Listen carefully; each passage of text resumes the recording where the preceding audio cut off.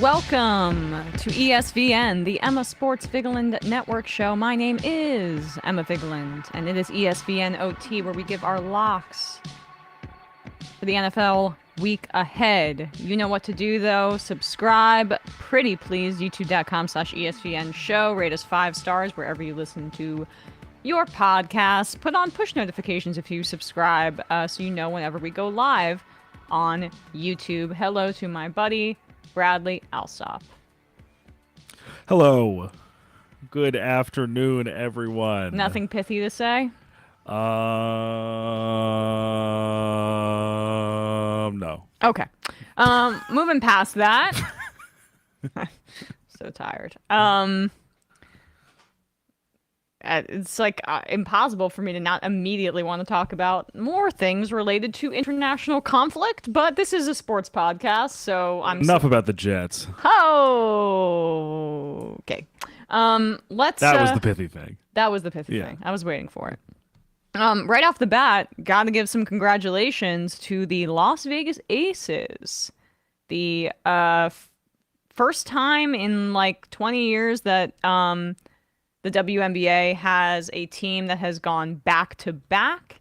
They won the championship right around the corner over there at Barclays Center last night with my guy Darren Waller in attendance to support his wife, Kelsey Plum, who won the WNBA championship along with the rest of her team.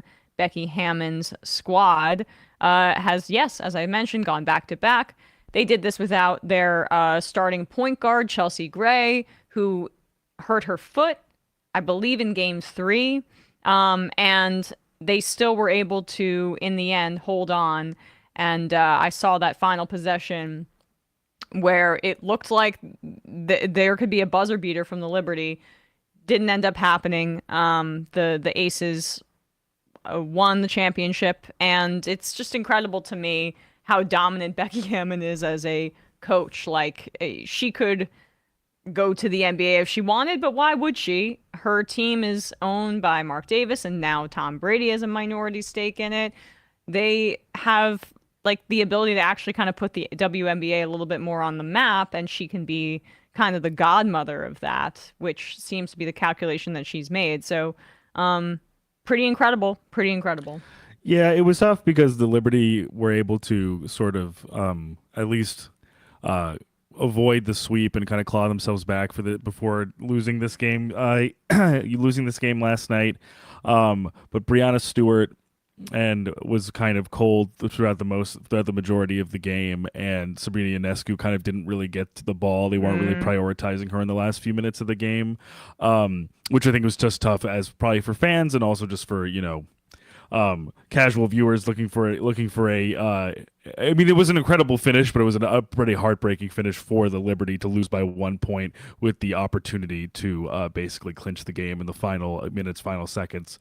But this is a really towering achievement for the Las Vegas Aces. This is a really big year for Las Vegas sports, having won the Golden Knights having won the Stanley Cup earlier this summer, and for the Aces to come back and win for their second consecutive championship, giving Mark Davis a very elusive championship from his other sports teams that have not struck pay dirt like that. So happy for Becky Hammond. And just, I think we have to say, I mean, obviously, as you said, a testament that they were able to win this convincingly for the second year in a row without the services of Chelsea Gray, who was so pivotal to them winning their last championship, and could have also won Finals MVP, honestly, with how she played. Yeah. But the person who did win Finals MVP, Wilson. Asia Wilson, just to run through Asia Wilson's resume so far. Keep in mind, she is 27 years old. Oh, excuse me, I'm sorry. Chelsea Gray was Finals MVP last year. She was Finals MVP last year. Asia Wilson was Finals MVP this year. Speaking of her, she's 27 years old, so making me feel a little underaccomplished.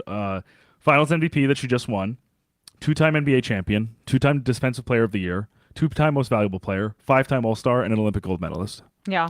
Just at 27. Right. So this is her league, and we're just watching her take it excel over. and become kind of the face of this league. And she is already, but this is cementing that even further. Yeah, and they got the ball to Courtney Vandersloot, at the end of the game, and she ended up missing. But she had, from my understanding, a colder shooting performance in this finals than she had previously, and part of that was because Las Vegas was really good at clamping down on defense, and that ended up basically, I think, winning them the championship. So that's just it's cool to see. They're the makings of a real dynasty at this point, and congratulations. Even though I was rooting for the Liberty just because I used to go to some Liberty games growing up, and New York through and through, but couldn't be more deserving, and just another example of women's basketball getting a little bit more on the map for people, I think.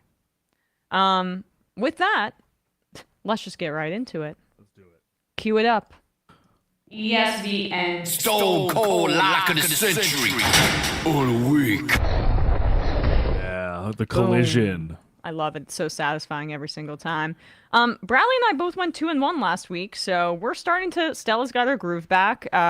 The Dolphins covered minus 13.5 points pretty easily, even though it was a little scary because Mike White threw a pick six after he came in for Tua, and I was like, God damn you, Mike White, ruining my life again, ruining my Zach Wilson narrative, and now this. Yeah, Mike White is just we have a rivalry, but they ended up winning.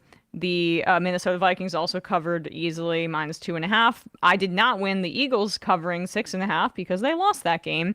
Bradley, by a point, got the Cincinnati Bengals pick against the spread right, minus 3.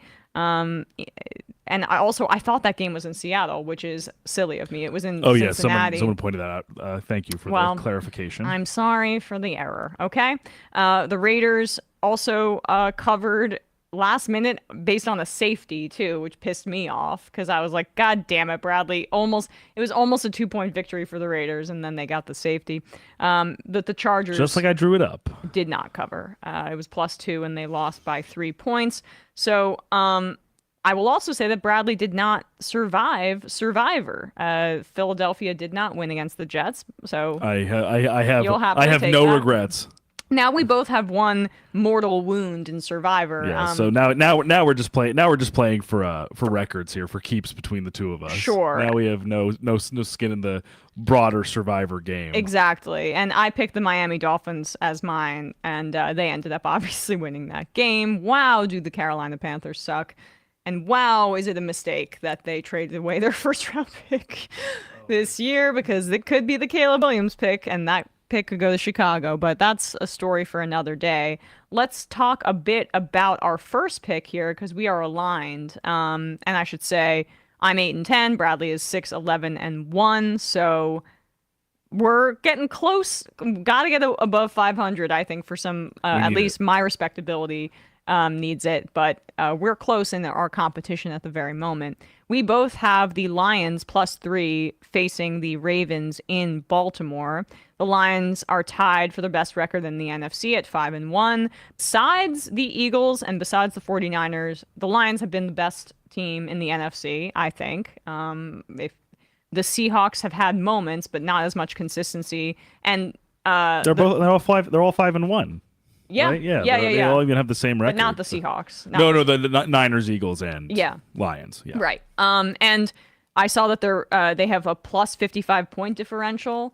That's 5th best in the NFL, 2nd in the NFC, only behind the 49ers at this point. And the Ravens have had incredible flashes, but they have been really inconsistent this year.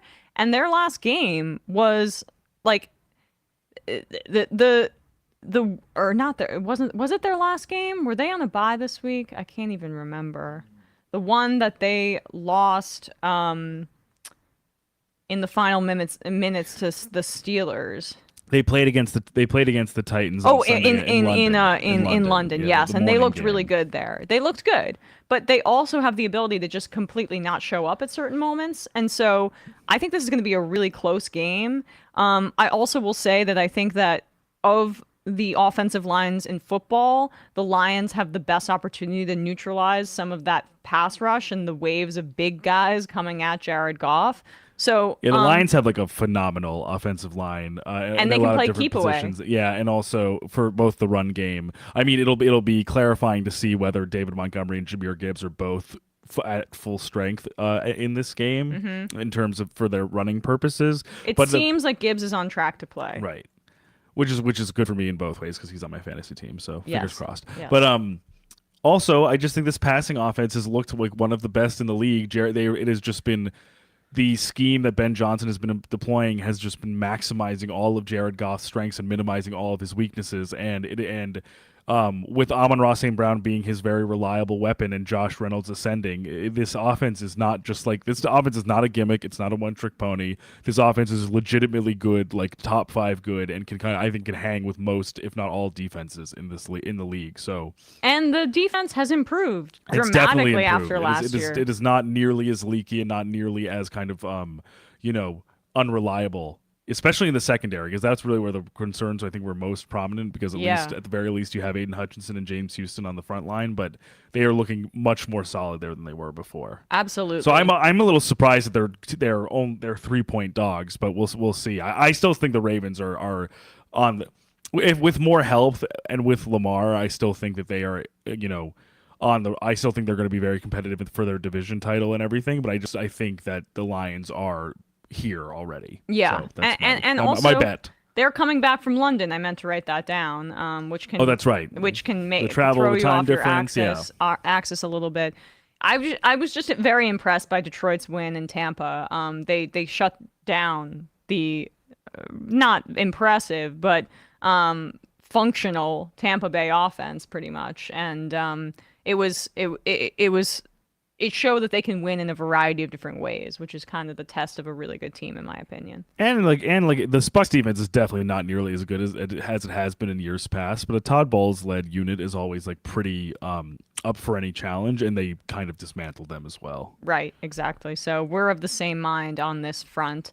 My next pick is going to be the Buffalo Bills at New England -9, and honestly, I might have gone even higher. The Bills have had the Patriots number for a couple of years at this point. They have won 4 straight against the Patriots. All of those wins have been by at least 12 points, and this Patriots team is worse than those teams in previous years. And so my sense is that the Buffalo Bills are going to kick their ass. The Bills are going to be pissed at how they performed against the Giants. They really played poorly, and it's a miracle that they actually won that game. You could argue that there was a phantom or there was not a pass interference call at the end of the game on Darren Waller. I didn't like the play call regardless, but that's a whole separate story. Either way, the Buffalo Bills are going to want to put a beating to their division rival. And so I think this is one of those games where everything is clicking and the Patriots continue to descend into complete dysfunction. Yeah, this team is really bad. The Patriots, they're really not good. Really, really bad. The offense is completely impotent. Mac Jones looks miserable and is not having a good time playing quarterback. Did I say Mac? Did I say Mac? What came out of my mouth? Max Jones. Max Jones. Max Jones. Max Crosby Jones. Yeah. Mac Jones does not look like he's having a good time. The offense is very one-dimensional. There's no explosiveness anywhere to be found, and the defense, which I thought would have been, which I've been kind of disappointed in because I really thought they were going to be a more plus unit than they have been, has just not been able to keep up. Especially they look slow. But with that being said, I think also not to fully let them off the hook, but I think as we know with certain teams, like when your offense is so bad and it leaves you either in poor field position or that you're always constantly turning over fields to have to get back to on defense because your offense is not bailing you out in any capacity, it leads to exhaustion and it leads to attrition in terms of how a team plays. So that's why I also think the Patriots offense is I think bad enough that it is affecting their defense. Yeah. That makes total sense.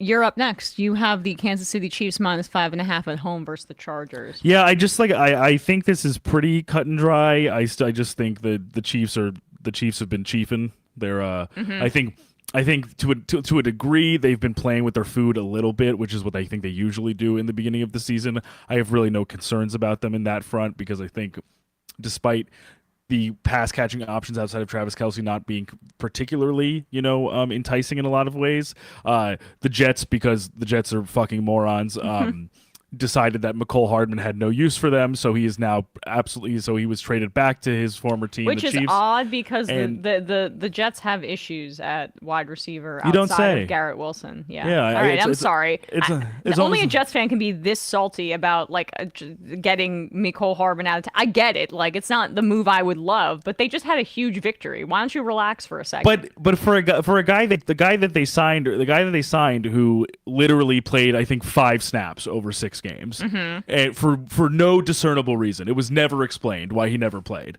Yeah. One of probably the fastest guy on the roster, and he is losing snaps to Randall Cobb. So Well. But enough about me.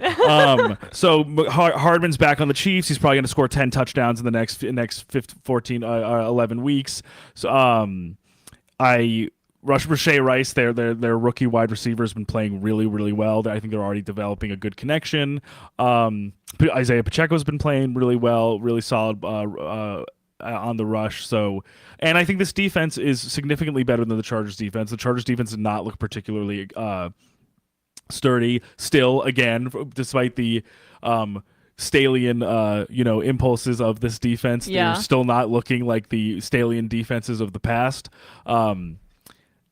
And Justin Herbert has still looked a little bit shaky, but he's not looked fully himself. He is still this offense to me is still not exactly what I'd like it to be for Herbert's capabilities and Herbert's strengths. So I just think the Chiefs definitely have. I don't think it's any surprise, but I think the Chiefs have the edge, and I think they'll definitely win by a touchdown at least.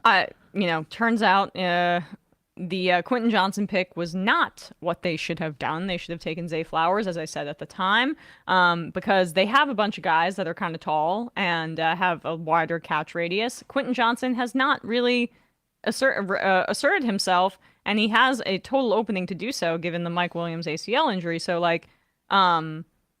I don't know. I just found that pick a little bizarre and everything about the Chargers to be so mediocre sometimes. I just feel like it's literally deja vu all over again with the Chargers, and that I come in again thinking that they're going to be healthier, thinking that they're going to be feistier, thinking that they're going to be more exciting, thinking that they might be a dark horse challenger in the AFC, and they just completely disappoint me at every turn. So Justin Herbert needs a guy that's going to coach him in a way that I don't know, empowers him a little bit more. It's just this is round and round we go with the Brandon Staley situation. They could have fired him last year, and they could have had Sean Payton. Sean Payton wanted to go to the Chargers, and this is the choice that the cheap ass family over there, the Spanos family, made.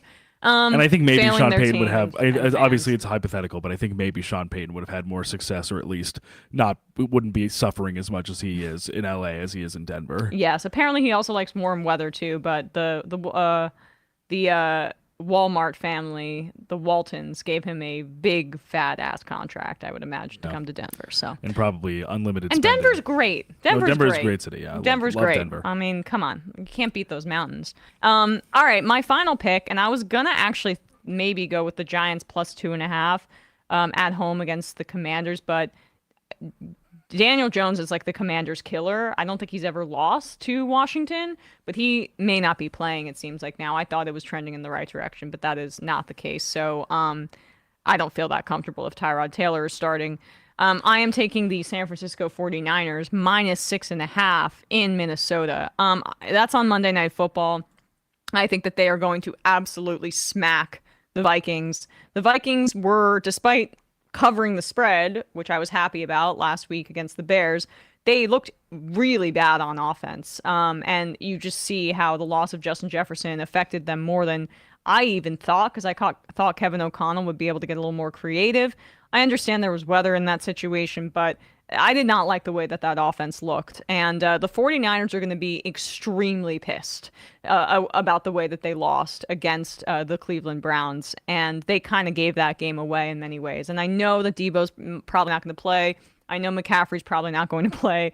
Trent Williams may not play. I don't really care. The 49ers without those guys are still better by, I think, at least a touchdown. And against the Vikings without Justin Jefferson, he's that important to their team.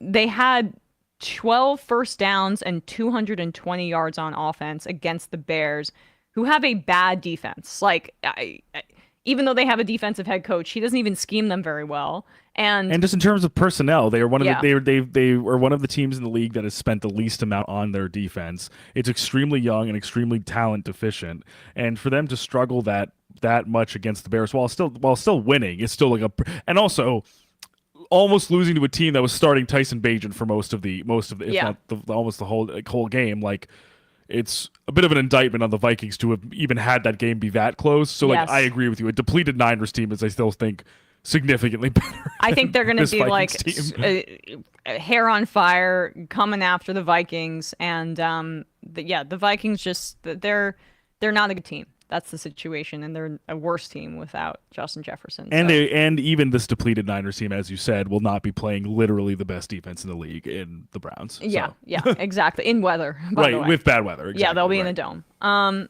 Your final pick here, and this is I was tempted to do this too.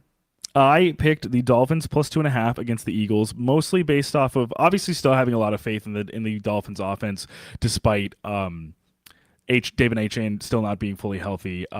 Because it just seems like literally, I know they haven't played the exactly like murderer's row of defenses, but like, it just goes to show you that Mike McDaniel can really plug and play basically anyone to get a touchdown in this offense, as we were talking about on Monday. Like Salvin Ahmed, their third stringer, got into the end zone. Raheem Mostert had another 3 touchdowns. Jalen Waddle got into the end zone. Like, and the Panthers defense, to their credit, I mean, the Panthers are bad, but the Panthers defense is not a bunch of slouches. They're a good coordinator in Giro Evero. I like a bunch of players on that defense. The Dolphins are just that good.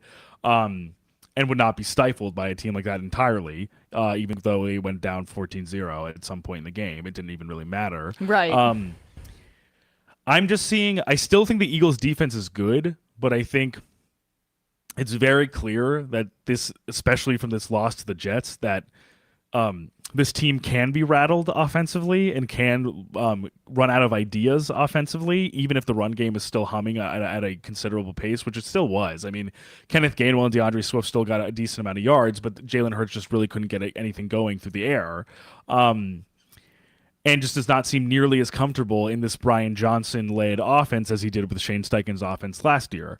Lane Johnson being hurt is definitely a concern. He is one of the best at his position, so losing him despite how great the offensive line is with the Eagles and how excellent of a coach Jeff Stoutland is for their offensive line, that will change things significantly for them. That changes the math for them significantly, not having him out there potentially.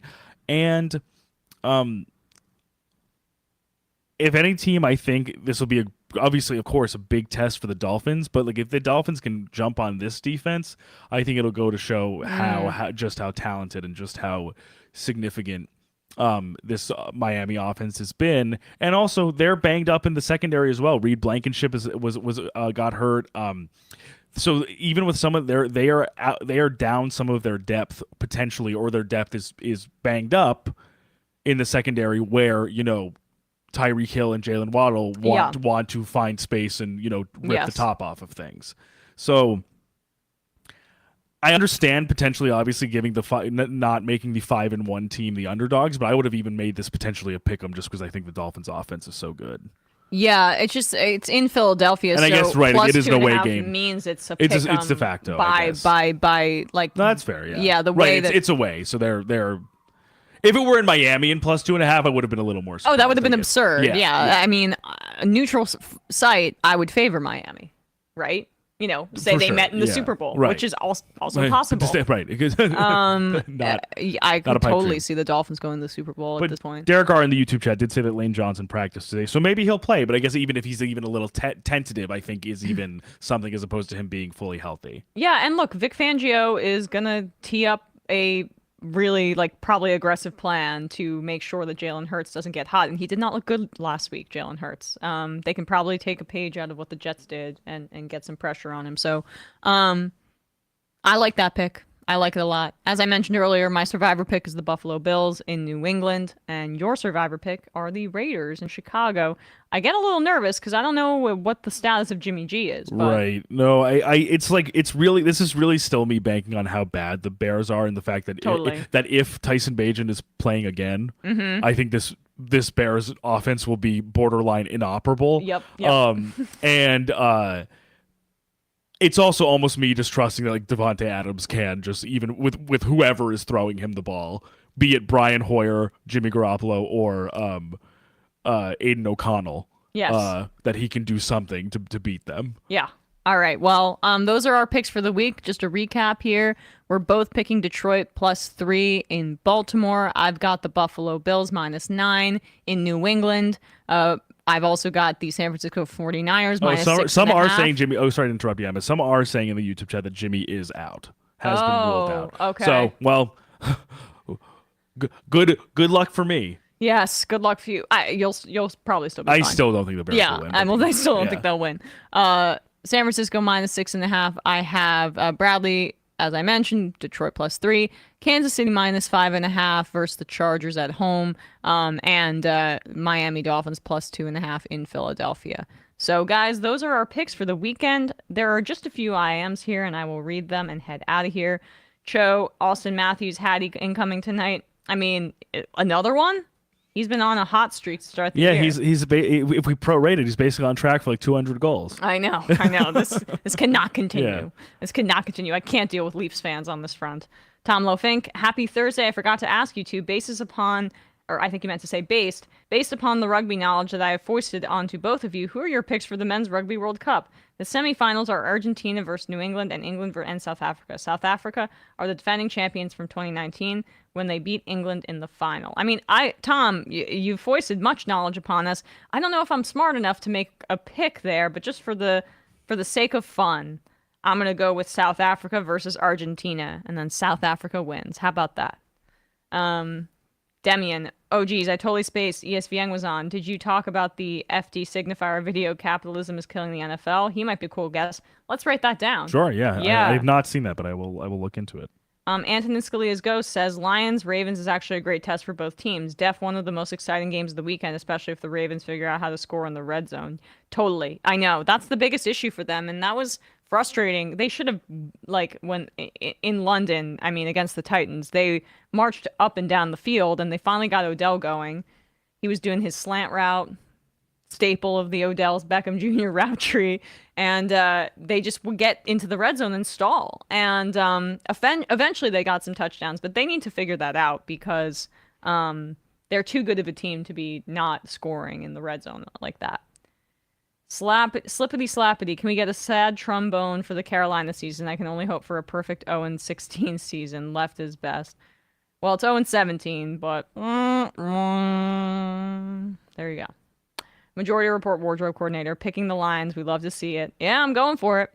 Prairie Fire Kowalski, howdy, Emma and Brad and Brandy. If you're not taking calls, I've got a funny story related to Super Bowl 27. If not calls, I leave you with this question: is the Kentucky Derby basically Amish NASCAR? Left is ESPN.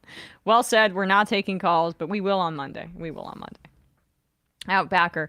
According to Mike Girardi, or Giardi of Boston Sports Journal, people inside the Patriots organization would, quote, rather lose than win in games to get a high draft pick. Well, that's... Fair enough. I mean, look...